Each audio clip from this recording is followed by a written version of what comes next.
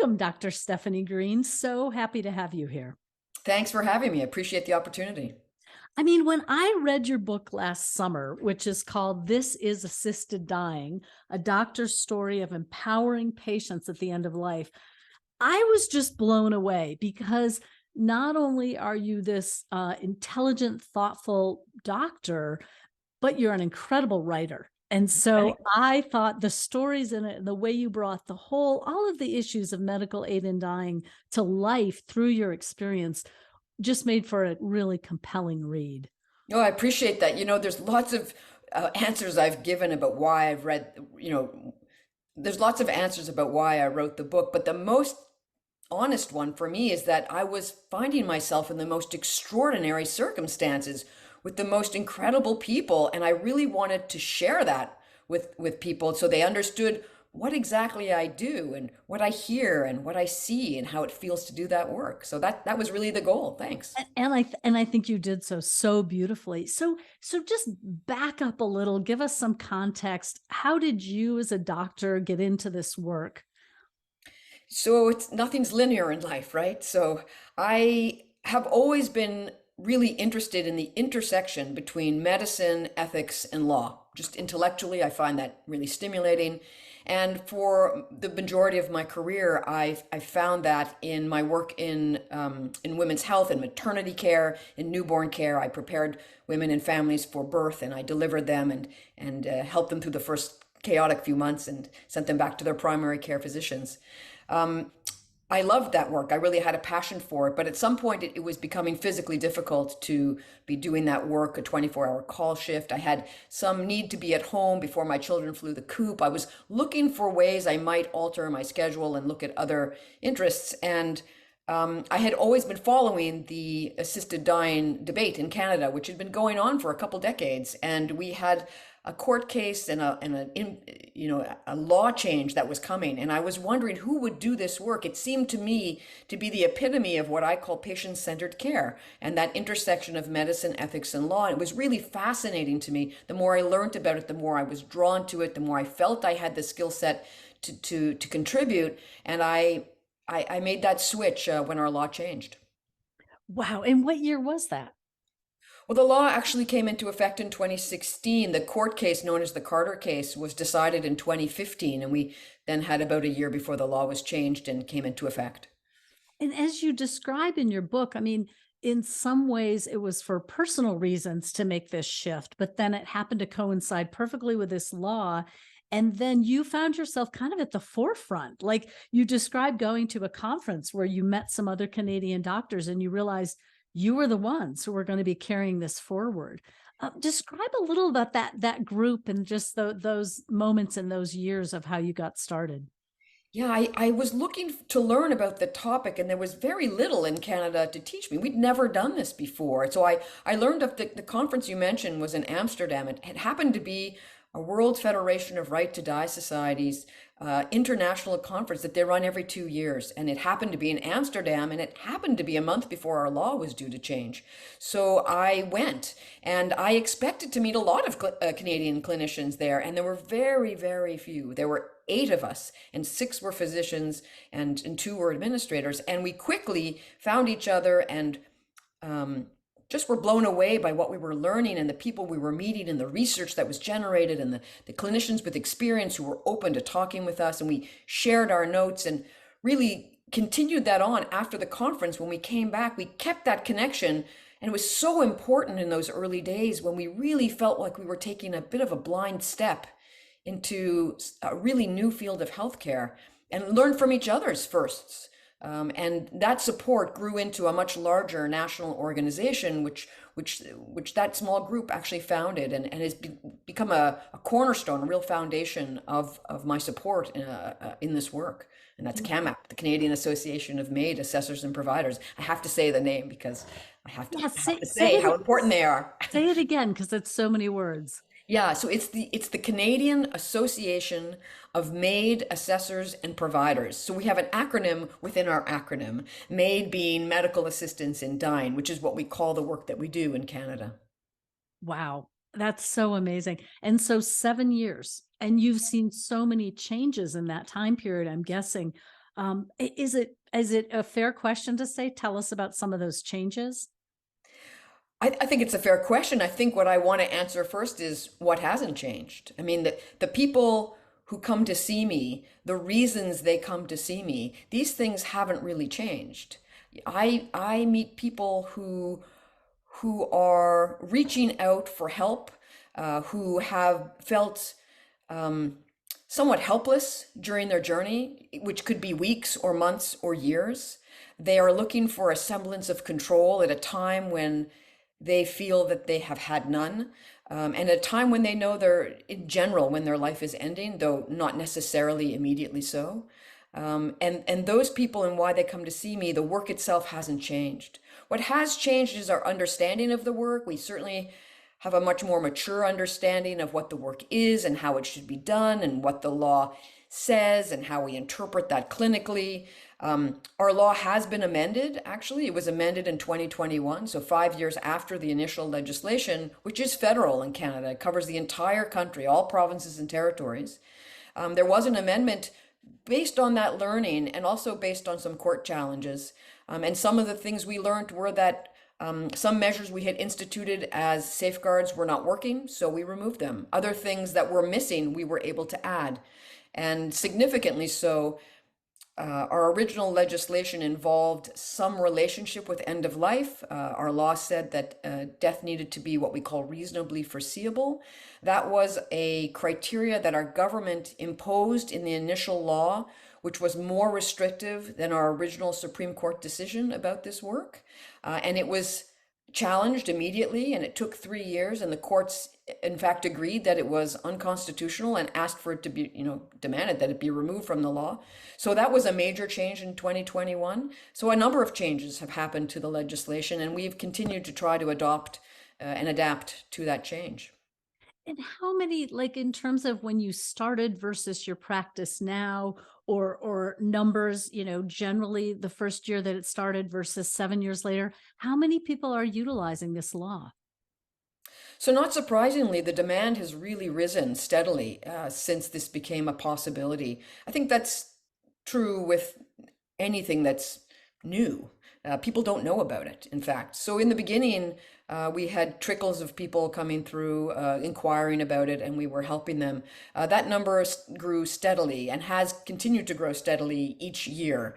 I think it's important to contextualize that because some who are opposed to this care have tried to suggest that that is a slippery slope of sorts, that it's out of control in some way. But in fact, you need to compare it to other jurisdictions who we've learned from.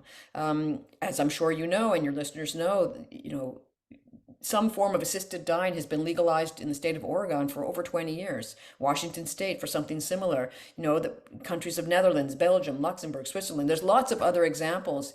We see in Oregon, which has robust data over decades, we see less than 1% of all annual deaths being attributed to assisted dying. But we have to remember that in Oregon and in places in the United States, in order to access this care, you do need to be within what's considered 6 months of end of life, so having a terminal illness. And more importantly, the patient needs to self-administer the medication, which is, in our understanding and what we've seen in your experience, that is fairly discriminatory against those with physical disabilities or those who've become disabled due to their illness, especially those who expect to become disabled due to their illness. So these are the kind of learnings we've had in a place like the Netherlands, where their law doesn't limit administration of medication to be self-administered. The clinician themselves can give the medication. In fact, the majority of people request that, and over 95% of all assisted dying in the Netherlands is done by clinicians.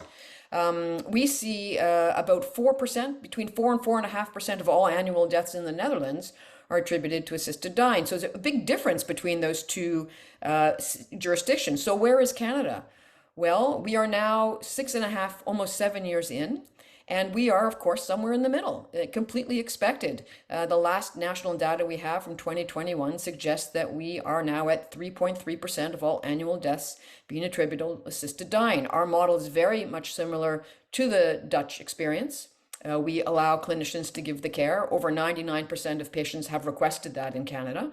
And in fact, I think it's exactly where we would expect to be 6 years in compared to the Dutch experience, which has 20 years. Do I think we're going to match the Dutch experience? Yes, I do. Do I think we might surpass it? I don't know. I suspect we might. We have a very progressive population who has embraced this care and has seen that it can be done rigorously and carefully over the last 6 years. I continue to see rise. I expect we'll continue to see that.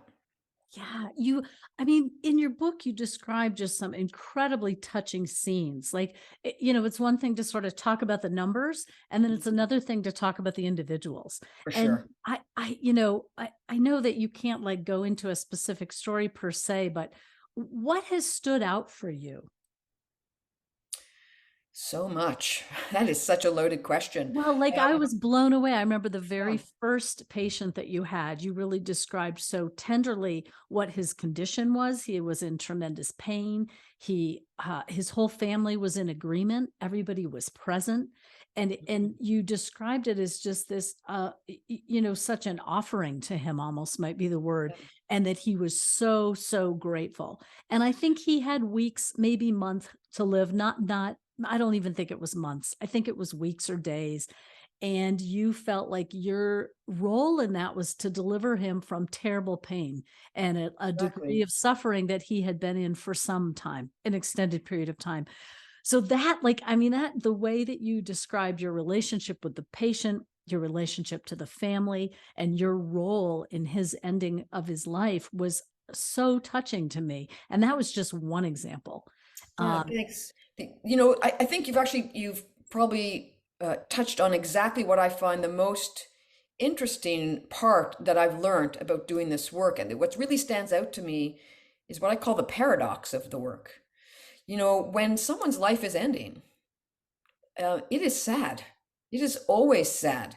It is sometimes tragic. It can be incredibly emotional. But assisted dying allows a certain amount of closure. When people know the date and time of their death, they stop worrying about how they're going to die And and they how they're spend going to the, suffer, right? How they're yes, going to die and how they're going to suffer, and we have so much fear of pain at end of life. we So do. they I mean, in truth, our patients do need to be suffering by law. They need to be suffering in order to qualify. But our palliative care colleagues do a really good job controlling physical pain. It's not the most common reason people come to me for assisted dying. And international data will prove that to be true in all jurisdictions. But like you said, it's about the patient. But patients do worry about how they're going to die and what that's going to be like and how it's going to feel and whether it will be painful. But when people are told that they're eligible for this care, when they plan their death, when they know when it's going to happen, they stop worrying about how they're going to die and they start being concerned with how they're going to live the rest of their life. They spend their final days focused on how they're going to live. It offers a certain sense of opportunity, of closure. And so that's interesting in and of itself. But what I find is when I go to someone's health to offer this care, it is always sad. They are dying. It is always sad.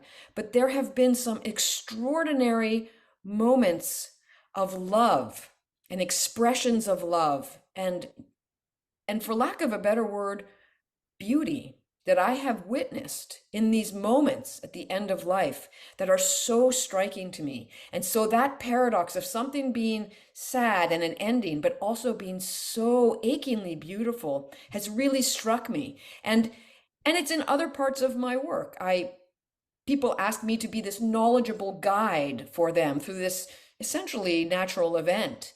Just like giving birth, right? When I used to do that work, I was the person who walked in the room to guide them through this event.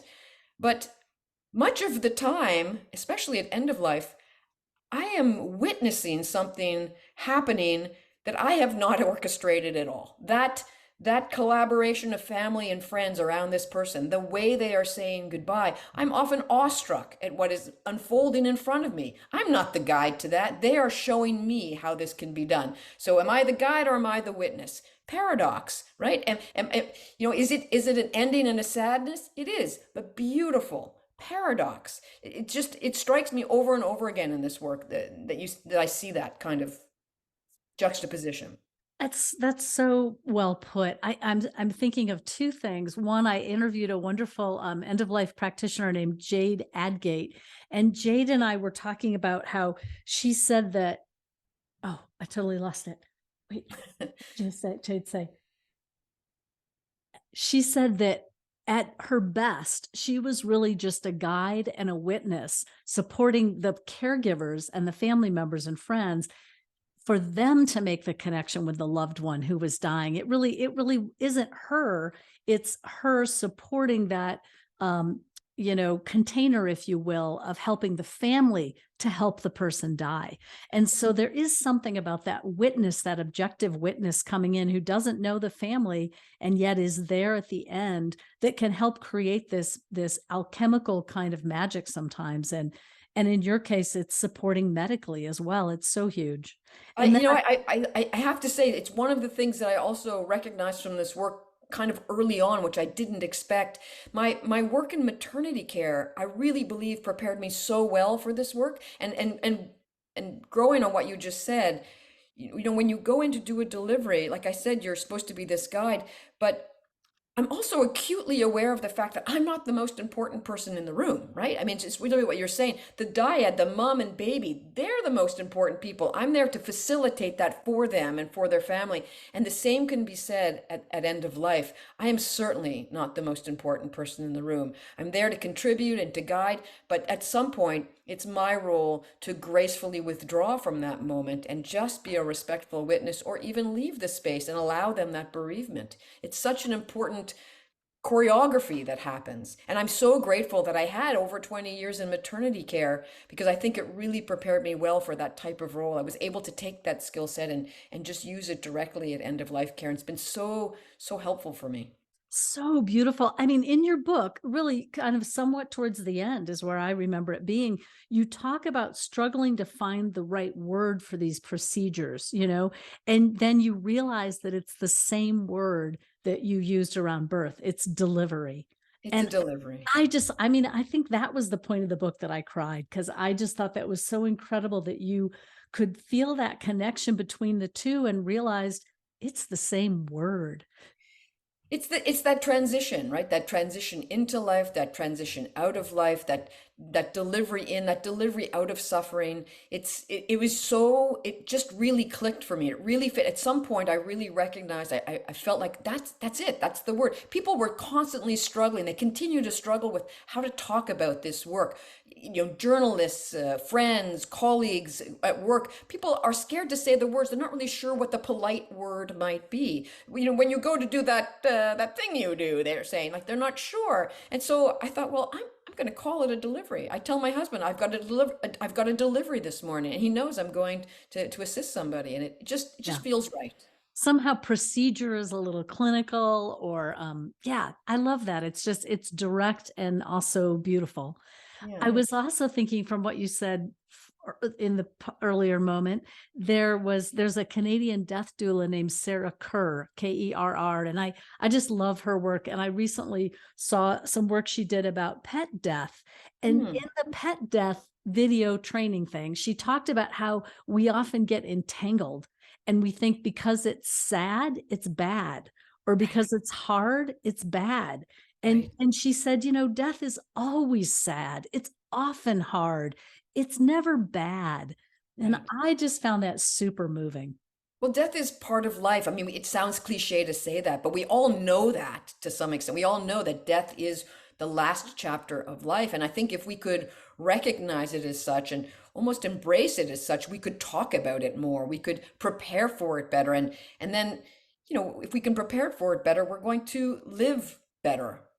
Preparing for death allows us to live more meaningful lives. So it's really something we should be talking about more. And that's the other reason I wrote my book. I want to contribute to that conversation. I want people to talk about death and dying. We're so resistant to doing so. I want to talk about death and dying as a whole. I want to talk about end of life options in general, shed a light on them. And yes, I want to talk about assisted dying in particular. I think I have a certain perspective as a practitioner of assisted dying. I think I have a unique and important contribution to that conversation. But it's not so important to me that you agree or don't agree with assisted dying. What I want is to stimulate that conversation. And most importantly, that conversation within ourselves, even if it's not with someone else. I want someone to take a moment and think, who would I want standing next to me when I'm dying? Whose hand would I want to be holding? What do I want to be remembered for? What brings me joy and meaning in my life? Because those are the questions that lead to the answers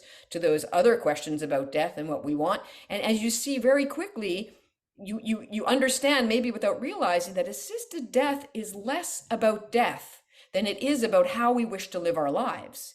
And that's a conversation I think we can all benefit from. So valuable. If I can stimulate that internal, honest conversation within yourself, wow, then I think that's great. That's really what I want to see happen.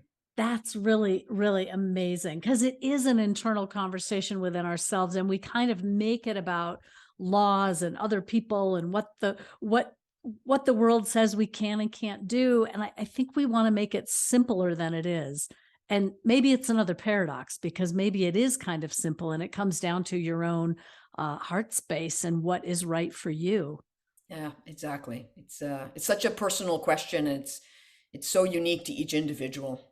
And Yeah. that's why patient-centered care is so important in this field. Say more about that.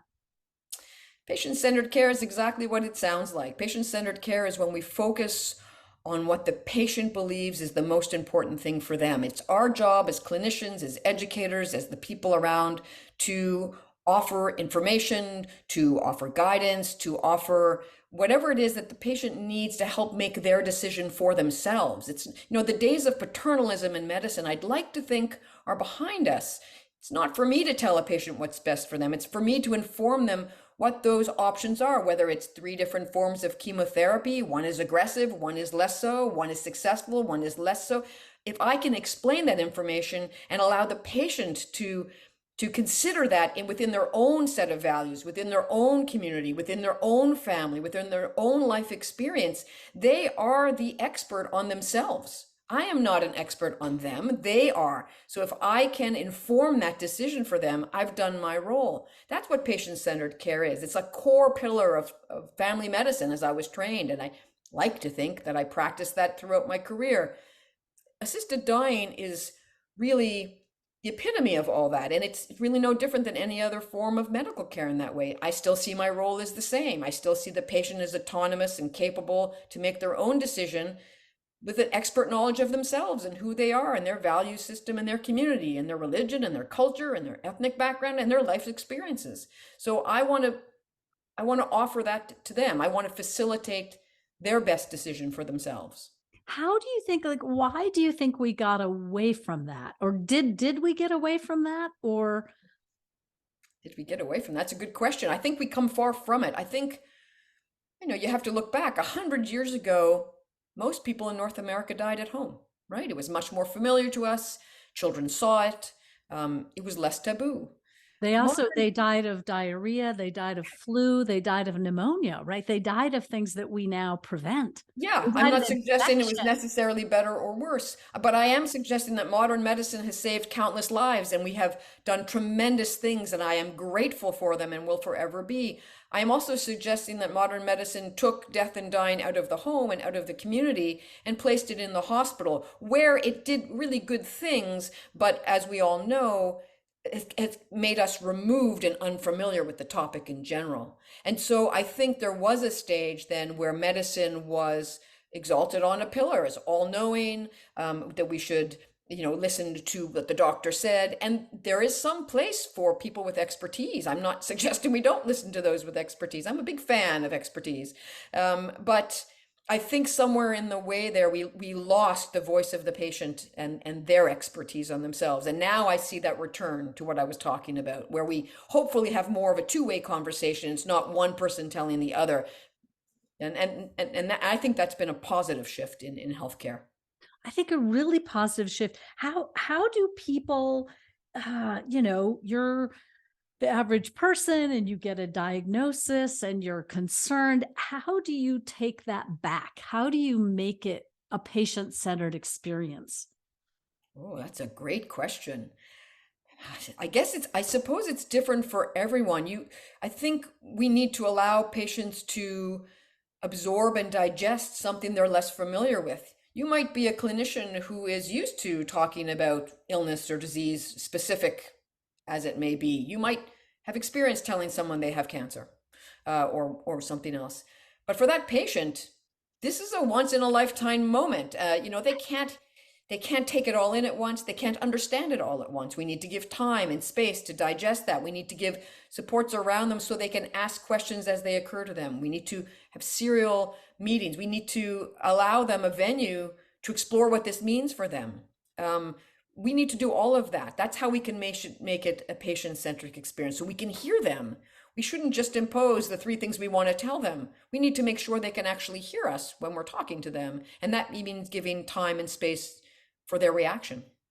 Right. And I don't know about the Canadian system, but in the US system right now, there's not a lot of time.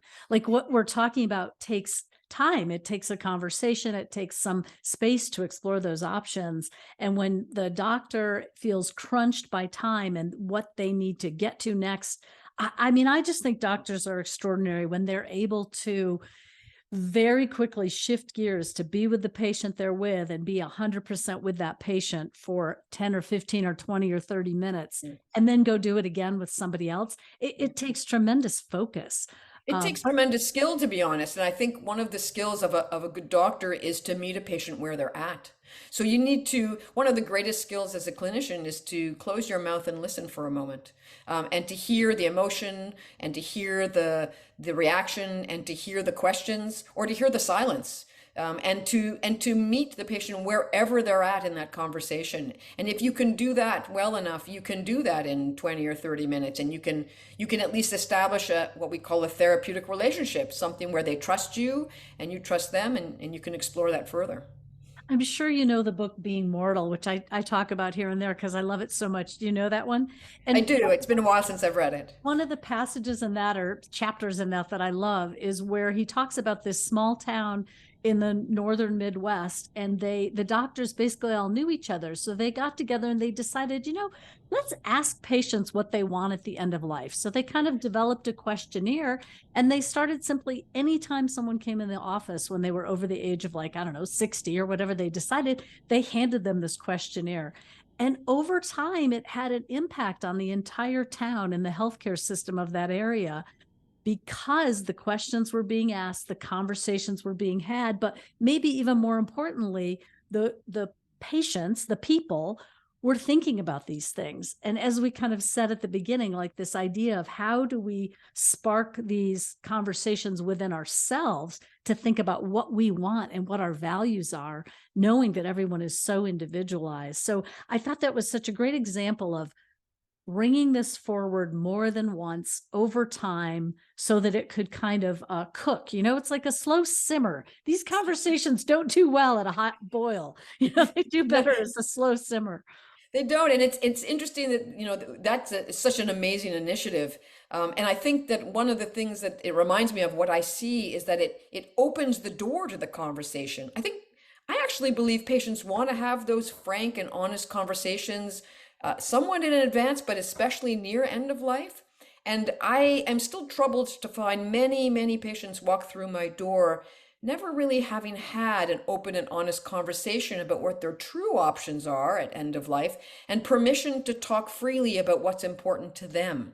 That is, I think the idea of having that questionnaire and using it in patients in general, as a rule, overall for everyone, yes, allows them to digest, but also opens the door for permission to have the conversation. Once you know that you can sit down and speak those words to the clinician, it's amazing what comes out. It's really amazing. The two emotions I am constantly exposed to in this work are gratitude and relief. A relief for the ability to have this conversation. Thank you so much. And gratitude for the conversation and eventually the care. But those are the two emotions I see the most coming from patients. They're really, really grateful. It's so interesting because, I teach classes that kind of encourage people to look at these questions and end of life. And I just read the greatest comment, just a little short comment from someone from a class. And she said, in one class, I went from being scared and apprehensive to being curious and feeling like I could be productive and learn. Amazing.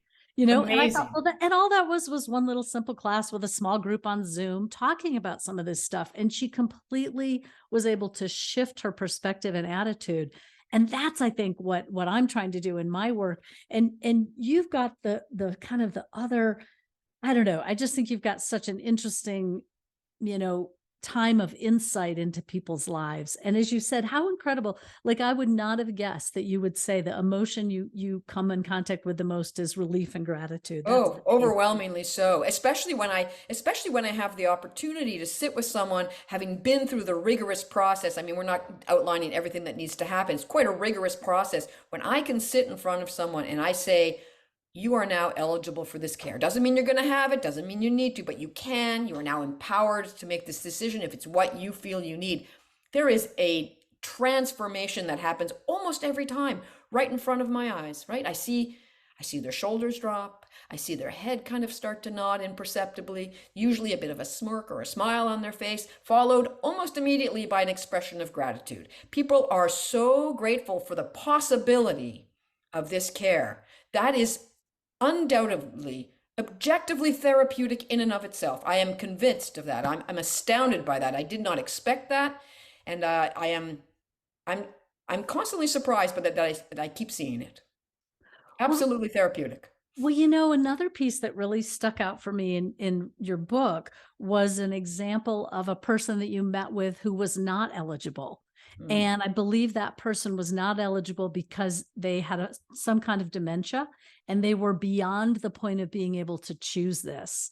And you were kind of brokenhearted. You were like, oh, this would have been a really good option for this person 6 months ago, but now they don't qualify. Can you speak to that at all? Yeah, telling people that they're not eligible for this care is probably the hardest thing I do. People come to me usually quite desperate and suffering by definition.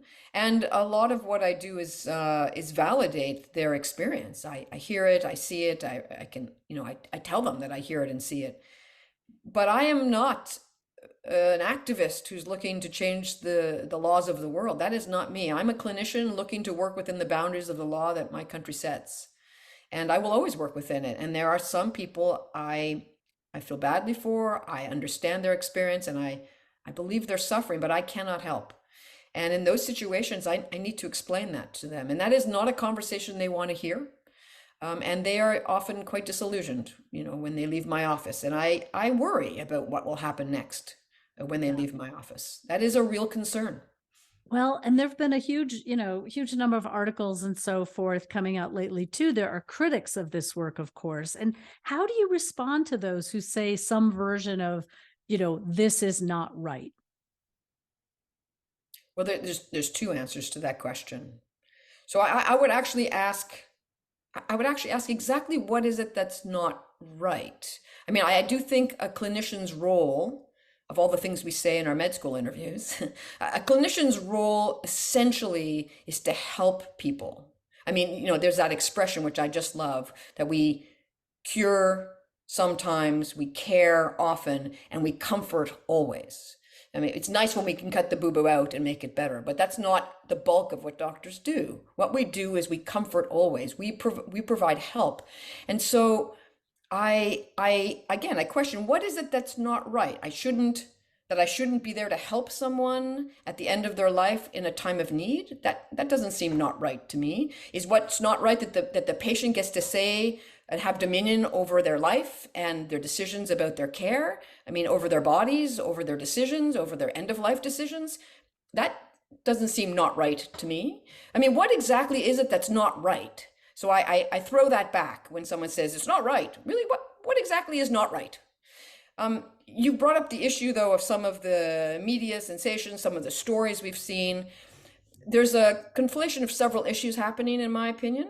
I think there are really legitimate issues and concerns that need to be raised, and we should not dismiss them. I think that they're not all necessarily about assisted dying. We certainly have, I would say, inadequacies in some of the social resources we need to have in our communities. We do not have adequate mental health resources in our community. We do not have adequate disability supports in our community. We do not have adequate housing supports and basic income supports. Those are legitimate complaints about our social fabric. And I am the first to say we got to do better at every level, municipal, provincial, federal. And I invite anyone who thinks so to stand next to me to share the bullhorn. I have found that some of those who are opposed to MAID are using that as leverage to oppose MAID. And I think those are different issues. So when people step forward and tell stories to the media, I've lost my housing, I'm going to apply for MAID, I don't want to live homeless. Everybody has the right to see an assessor and be assessed for MAID and to talk about why they believe this is the best choice for them. Nowhere in our law does lack of housing qualify someone for assisted dying. Nowhere in our law does poverty make someone eligible for this care. Do those things contribute to their suffering, which contributes to their possible eligibility for MAID? Sure, I'm not denying that. But just because someone says they're going to apply for MAID doesn't mean they're going to qualify or receive it. And so I caution people to know the whole stories and the whole backgrounds. That said, I think there is some element of I don't know what we call it. We are still learning what to do in situations when a patient arrives in my office and has a lot of vulnerability, is potentially marginalized in society, has issues systemically working against them and has for many decades. And they come to me saying, I'm done. I can't take this anymore. I would rather have an assisted death. And resources that I would like to offer them aren't necessarily available. So what do I do as a clinician when a patient comes and by the letter of the law seems to meet criteria, but it seems to be mostly because the resources I'd like to offer them aren't available either at all or in a timely manner? I might have someone with chronic pain come see me and say, I can't take this anymore. And I'd say, well, there's a pain specialist in the city next door. I would like you to see, they're really great. And they might even say they're willing, but it might be a 3.5-year wait to see them. And that might not be acceptable to the patient. And our law doesn't compel anyone to accept treatment that they're, unwilling to accept. That would be, just unacceptable in our law. So when they say to me, I'm not willing to wait 3.5 years, I would rather end my life, I start to not feel right about that. That doesn't seem right to me. The law says they're eligible technically, but I am conflicted about that. That gives me moral distress. So we need to talk about those situations. We need to consider what to do in those situations. How can we do better? I can't fix society's inequities. And at the same time, I don't think individuals should be held hostage to society's failings. At some point, I believe in patient-centered care. If the patient tells me that they have tried everything that's reasonable and available to them in a diameter and a circumference of space and geography that is reasonable to them, and they know that there's a 3.5-year wait, but they're unwilling to do that because of their particular situation and life experience, who am I? Who is our government to say, no, you need to continue suffering for 3.5 years. And if that doesn't work, then we'll offer you potentially assisted dying or not. But I think there's a problem with that just as much. So these are difficult situations. These are huge issues. These are huge, huge issues. And I go back to what you said about, your interest in medicine, ethics, and law. Like that's really what drew you to this. Has that always been true for you? I think so. I don't know where it came from, to be honest. I think I've just been interested in the complicated things in life. And with a strong sense of, it sounds a little arrogant, of justice, of what's right and what's wrong, and what I think is right and wrong, and how I don't know always what's right and wrong, and the curiosity that comes from odd philosophical situations. They're like riddles almost. I'm so fascinated in those and what others think is right and wrong, and then trying to decide what I think is right and wrong based on that information. And it's always evolving, right? It's just, for me, it's very, very, very, very interesting, and just captures my interest. Well, it's this again, Jade Adgate, who I talked to recently. She said, death is so perplexing, and I thought it was such a great word because it's perplexing to humans, and to kind of navigate these new options for people in all different countries with all different laws and the ethics of it and the personal choice of it. It's really an interesting time.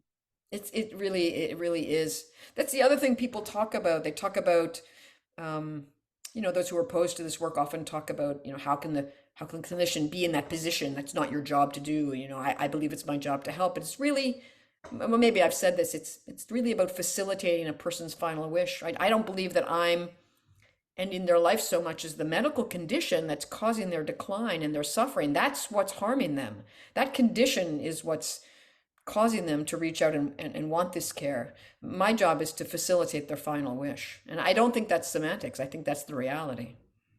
Wow. Yeah.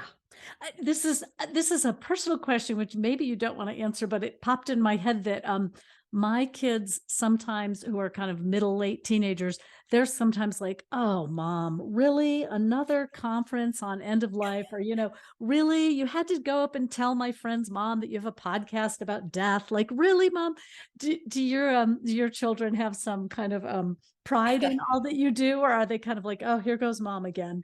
Well, my kids grew up at a time, so my kids are in their 20s at this point. I don't know how they got there, but they grew up while I was doing maternity care in a relatively small city of, less than 300,000 people. So for them, it was, we would go to the mall or the grocery store or just walk in the neighborhood, and we could almost never not run into someone who knew me from that work. "Oh, Dr. Green, you delivered my three children," that kind of thing. And it's so lovely for me to reconnect with people, and I always stop, and I love that.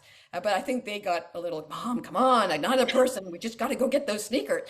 So it was more that, to be honest. When I made the shift, they were already in high school or just about to leave the home. And so they had a different appreciation for my shift.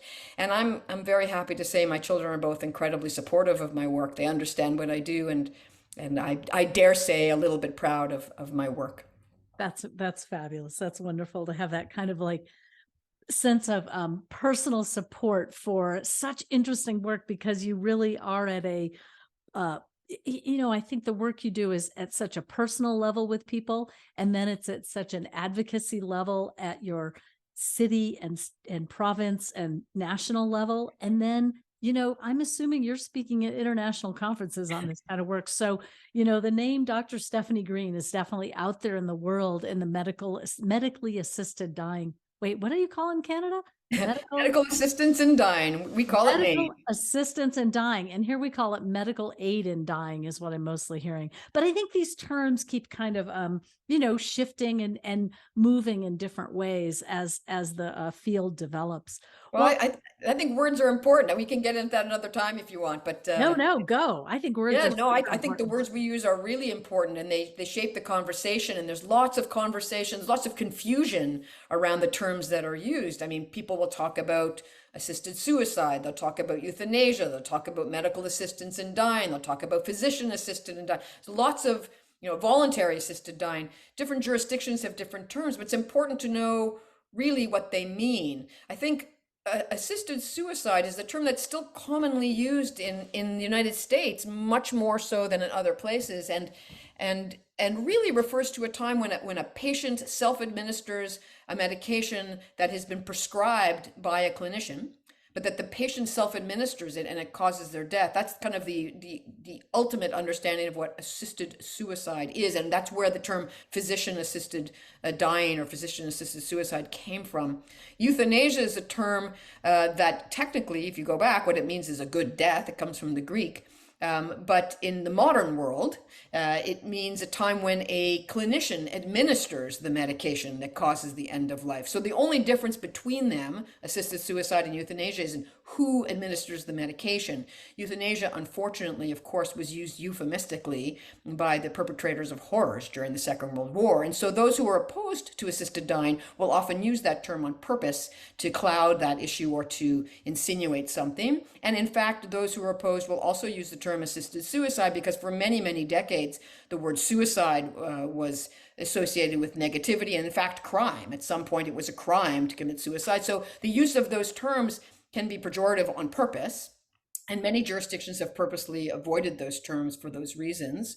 And so Canada, of course, uses medical assistance in dying as an umbrella term that includes both self-administered care and clinician-administered care, because we actually allow both in our country. And so it's more descriptive and more all-encompassing.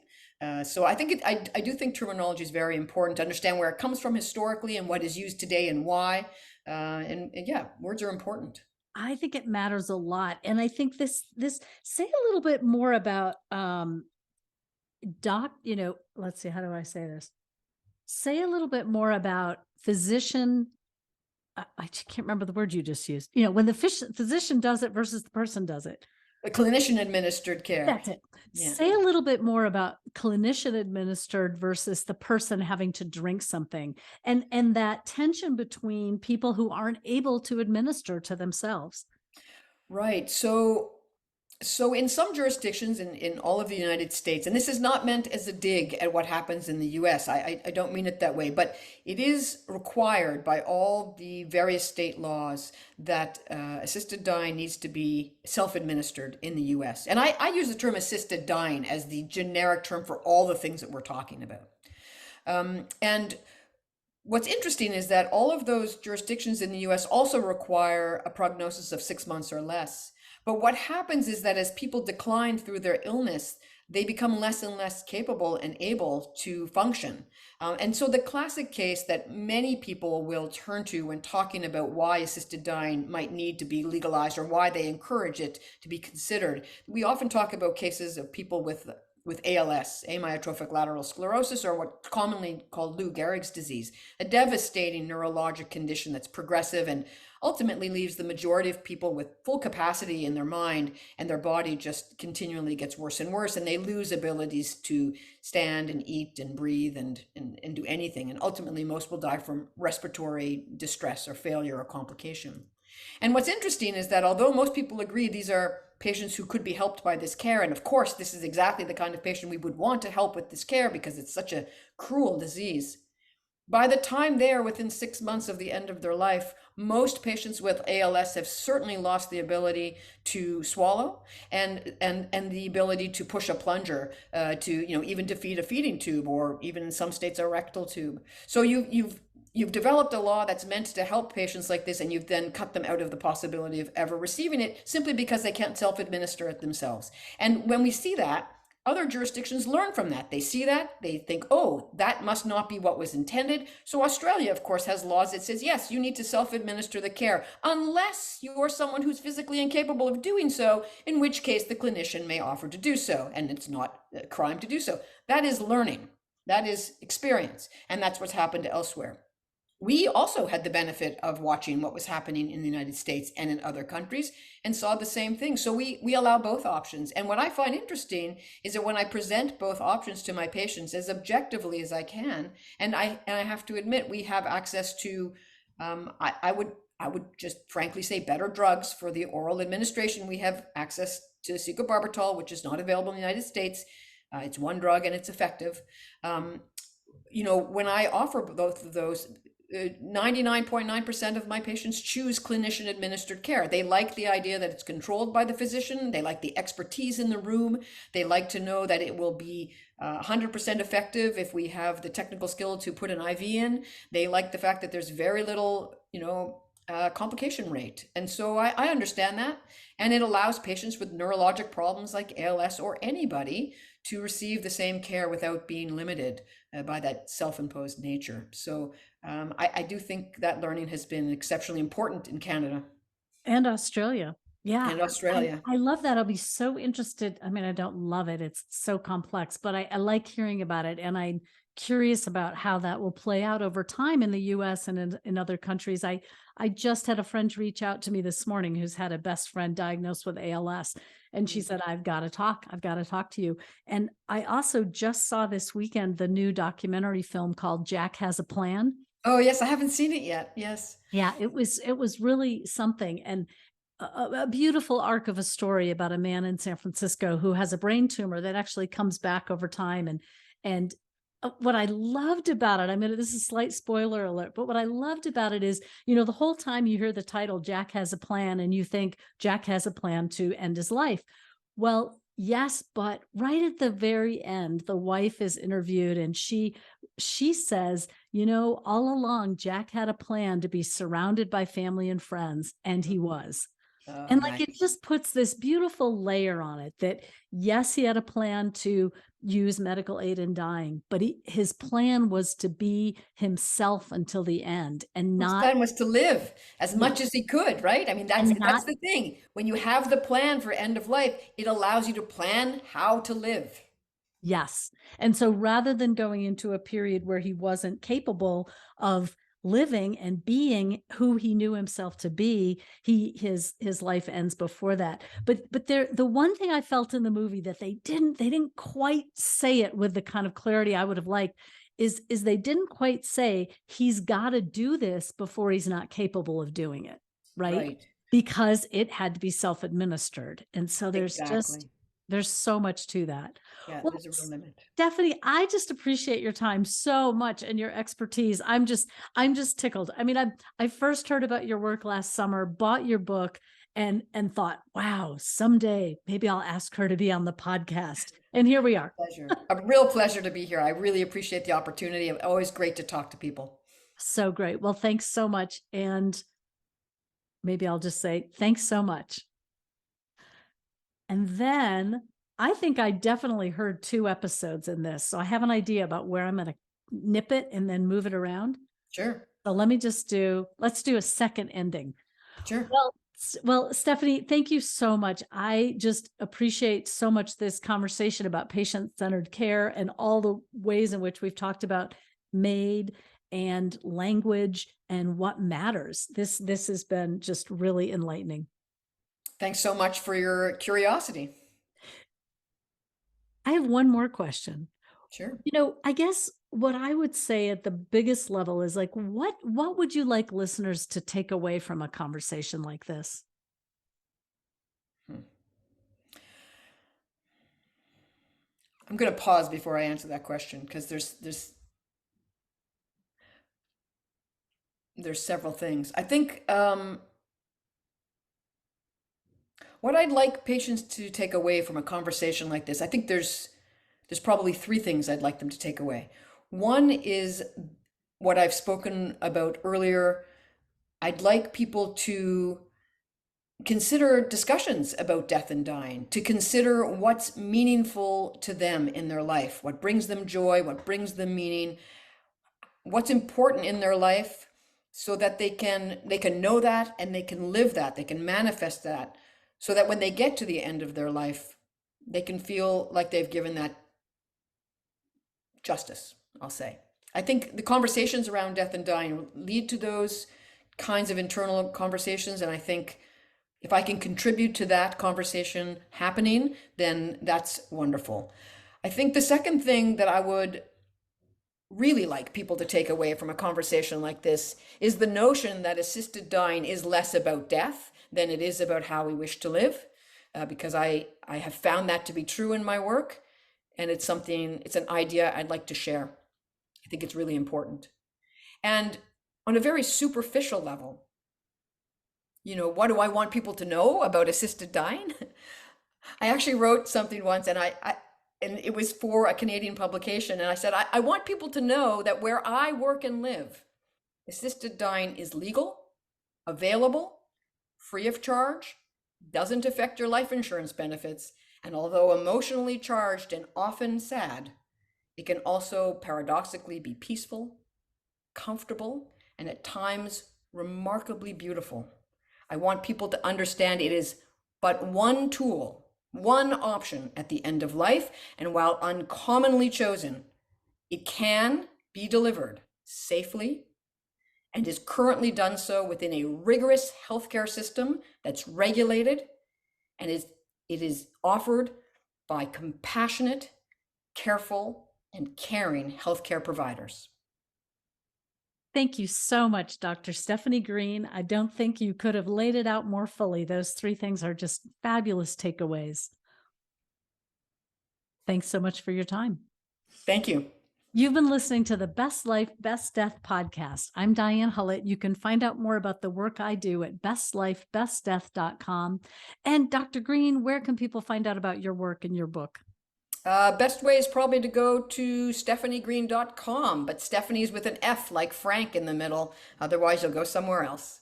Wonderful. And her book is called This is Assisted Dying, a doctor's story of empowering patients at the end of life. Thanks so much for your time. Take care.